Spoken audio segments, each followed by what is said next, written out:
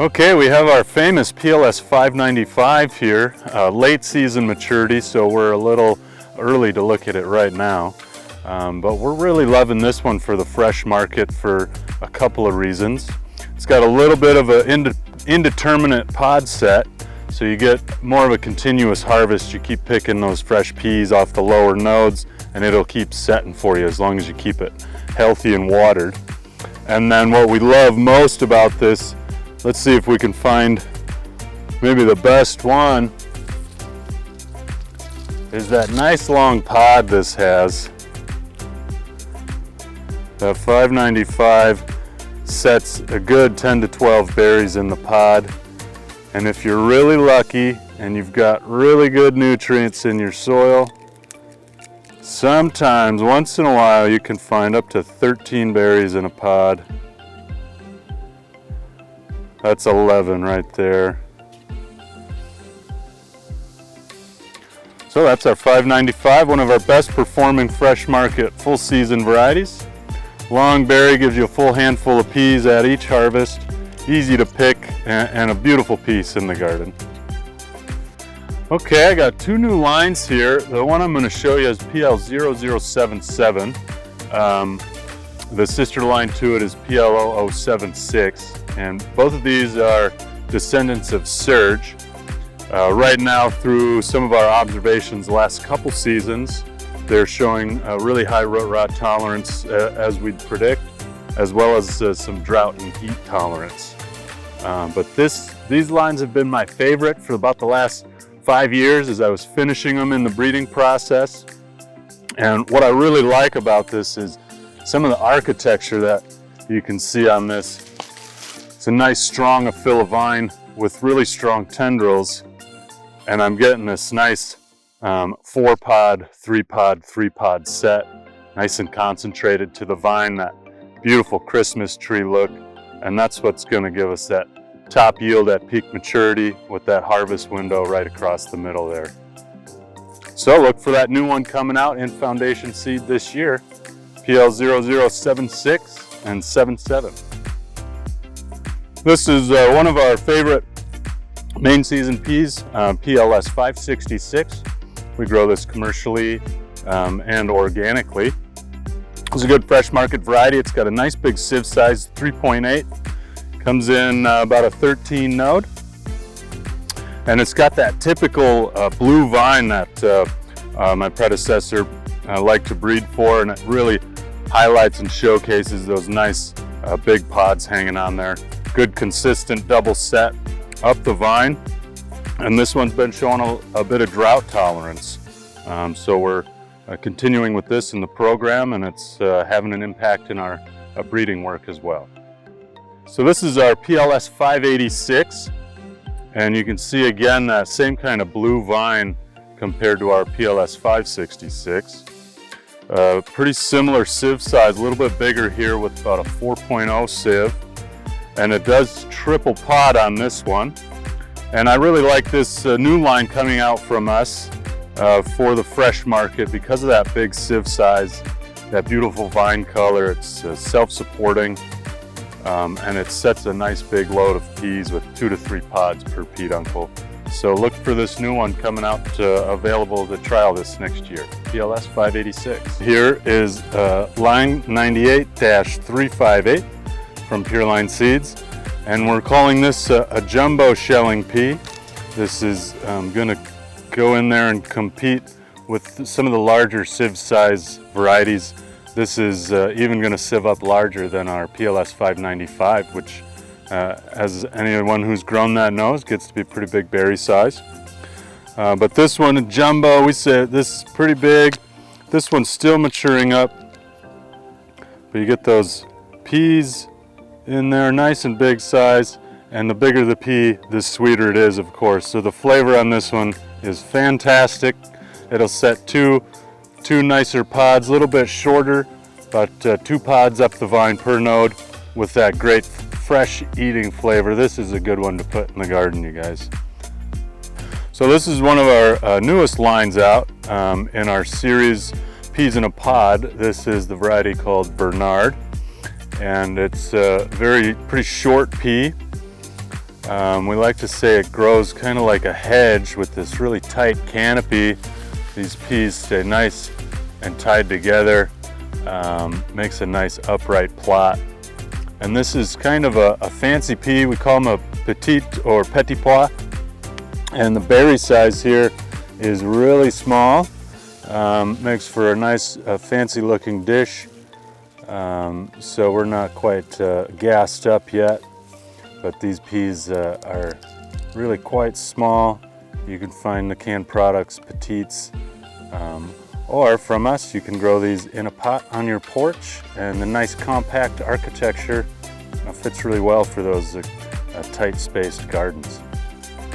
So there's an old variety. It was named King Tut, or sometimes called Mummy, and Pure Line had some stock of this, and from it I was able to select out this yellow podded version with a purple flower, as well as a purple podded version, both of them from the population King Tut. So we call this King Tut Yellow, and we have the King Tut Purple. And I like to call them ornamental peas. They're not the most edible unless you're getting them at a very young, tender stage. But the flowers are really quite pretty when they open up. They're a nice lavender purple kind of color. And then the peas are a nice contrast to the green vine with the yellow peas. You can eat them at a small stage, but again, they're not the most flavorful. But an ornamental pea, if you want to grow it as a flower, the bees might enjoy it. Looks good along the fence line. That's King Tut, yellow. Okay, this is our variety we've named Bountiful Ben. It's under our code PLS 226-131.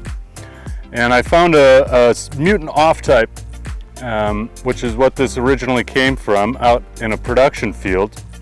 And out when the field was done, out of flower, this plant was sticking up with a lot of white flowers. And I went and I counted 7 flowers on a single peduncle.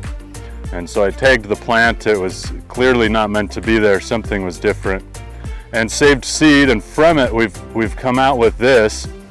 And the fun thing with this variety is if your nutrients are really good, you've got a good healthy stand, this pea will put out 9, 10 or more flowers per peduncle.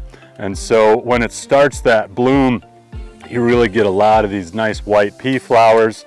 As it grows, it's pretty indeterminate, and so it continues to flower and flower really very prolifically. It will only put on maybe 3 or 4 pods per node, per peduncle, and it does that continuously throughout the season. Like I said, a little indeterminate.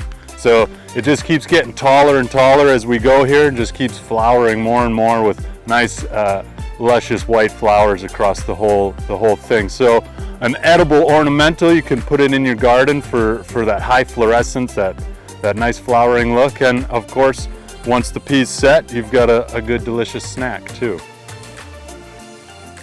Yeah, we got a few plots here of our Oregon Giant stock. We're doing a cleanup on this just to tighten up maturity, remove any sort of fiber that maybe has encroached on the population.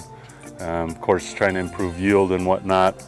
So we're taking a fine-tooth comb through some of these plots, looking at some of the details, but it's a classic picture of our Oregon Giant. Nice big old snow pod, flat podded pea with an edible pod, set in two pods per node. Developed at Oregon State. It's got the nice disease package, holds up well throughout the season. A great one to put on the trellis as well with that taller type vine. So we're looking at one of our new snow peas here. This is PLS 0304. Still kind of finishing up the final touches on it, but it's a new snow pea, excuse me. Standard vine, trellises pretty well. Not too tall, but it's got this fun snow pea on here that gets a little curly.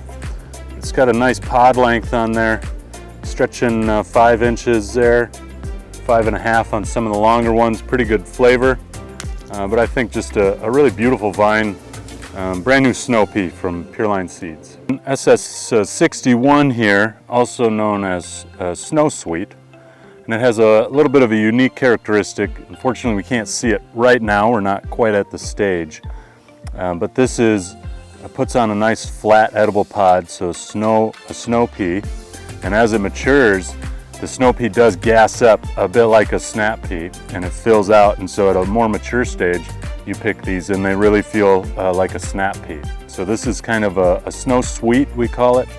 Kind of transitions from at a flat pod stage, you can call it a snow pea and have a snack there, or let it go a little farther and you've got yourself a snap pea.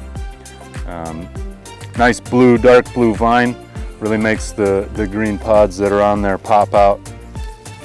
And that's our snow sweet, a snap pea snow pea.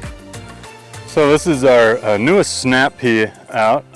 You can see it's a little bit tall, a little indeterminate. So again, we'll do well on a trellis, but it is the Aphylla type vine, which can self-support. You can see our plot here, 10 rows wide, 5 feet. These peas are held up pretty well as we approach the green stage. And this pea I really like. It's a kind of a cute little snap pea, pretty small in size, makes for a nice little snack, great flavor to it. And of course that upright habit keeps your mildews and molds out of there, gives you nice breathability. But that's a new SS32.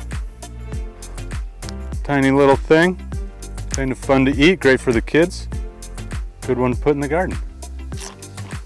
So this is a new snap pea from Pure Line. We've got a little foundation seed in this year, so working on blowing it up. This little plot here, we're expecting to get hopefully about 50 pounds off of it. These snap peas don't always yield as good with seed, but we're excited about this one. It's got a nice big snap pea pod on it, and it doesn't have a string. So that's our new stringless variety, SS134. Looking pretty lush here this year.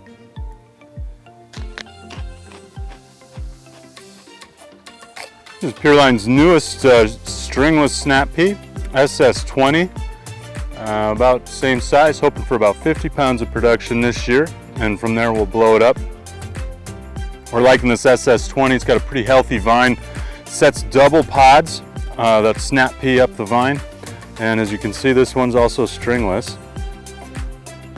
Got a great flavor to it, a little bit smaller pea than the last one, but packs a punch with those double sets all the way up the vine.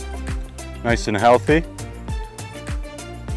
So we're looking at some of the new fresh market material here. I've got a whole bay of about 60 plots of new snap and snow peas. And so we're just looking at a little diversity. And the first plot I want to show you is going to be this real true trellising type snap pea. If I step in here and try and pull this vine up, you know, we're getting up there around 4 feet. This is going to do really well on a trellis.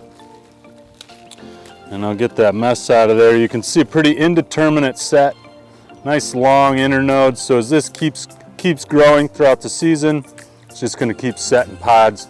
Right now we're just seeing one big old snap pea per node. But that's just some new experimental material coming out. True trellising type snap pea. And as we move along, we'll find some of the differences. Possibly spinning just next to us. We've got a new Aphylla vine snap pea as well. A little rarer to find these snap peas on the Aphylla type vine. But this one's setting 2 snap peas, double potted, up the vine. Looks like we're gonna get pretty well sized up.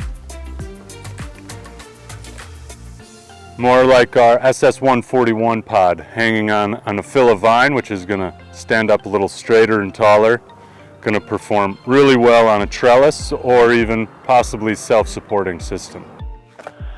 And right here we'll take another look at another experimental line. This is going to be an Aphylla snow pea. You might be familiar with Pure Line's Avalanche, which is an Aphyllus snow pea. This is going to be somewhere down that same lane. Got that nice trellising habit, 2 pods setting per node, nice big snow pea, great flavor on that. And right next to it you see another experimental line, a little smaller snap pea hanging on a standard vine. So that just shows you a little bit of the diversity we've got here in the fresh market material. This is all new material coming out. It's around a generation 7 or 8. So we're still seeing a little bit of the segregation as we finish these lines, hone in on some of those characteristics that we really want to try and nail down. And these should be coming out into observations and trialing in the next season or 2 here. So kind of some fun stuff on the fresh market new material end.